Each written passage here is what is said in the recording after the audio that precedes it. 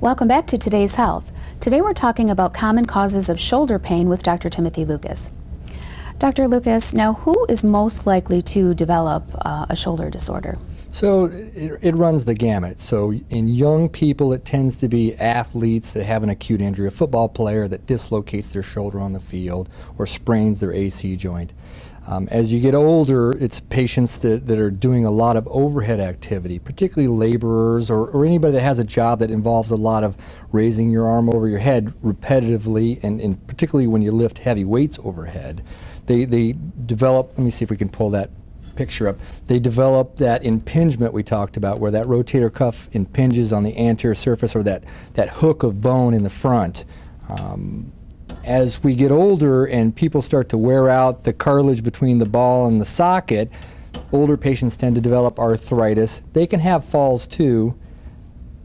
Older patients that have falls tend to be more prone to tearing the rotator cuff because the tendons weaken as we get older. I'll get the middle-aged patient that comes in with a frozen shoulder, stiffness that develops out of nowhere, intense pain, and they don't know why. And that's a relatively easy one for me to diagnose. But it's very common in middle-aged females, believe it or not.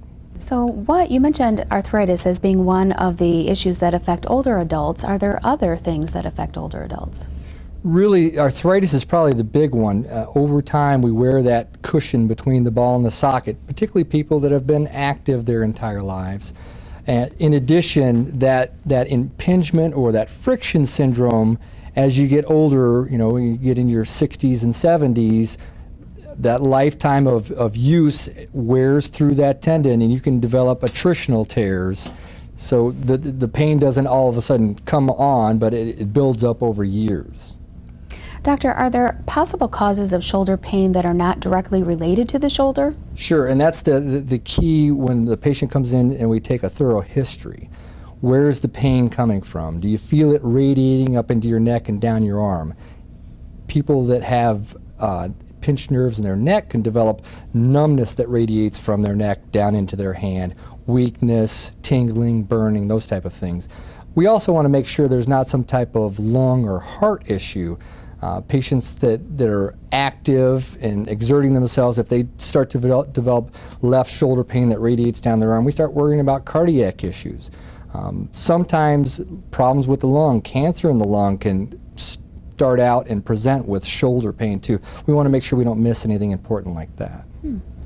Now, if you're having some shoulder discomfort at home, is there anything that you can do to try and manage it at home before seeking medical treatment? Again, I like to go back to the common sense approach. Rest it for a couple of days, see if the symptoms start to get better. Some over-the-counter anti-inflammatories like ibuprofen. I like to go 600 milligrams a couple times a day, consistently for 3 or 4 days to see if that settles things down. Initially, if there's not an injury, icing it down is okay, or heat if it feels better. But if there's an acute injury, icing it's always better. Now, are there any risks related to ignoring pain in your shoulder? Yeah, if a patient if you've had a fall and you develop weakness and you've lost motion and you just kind of sit on that for a couple months, if you actually tear this rotator cuff off of the bone and you let it go for an extended period of time, that muscle keeps pulling that tendon farther away from the bone and it starts to scar in. So it makes repairing that actually difficult and sometimes impossible if you wait too long. So letting it go could actually make it impossible to fix in some situations. That's true, and I've seen that, and it's unfortunate, but that's the way nature works sometimes.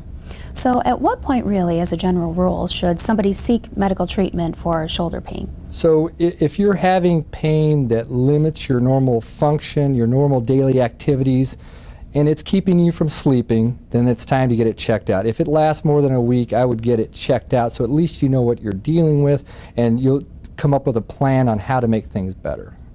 Doctor, this is great information. It's time for another break. We'll continue in a moment.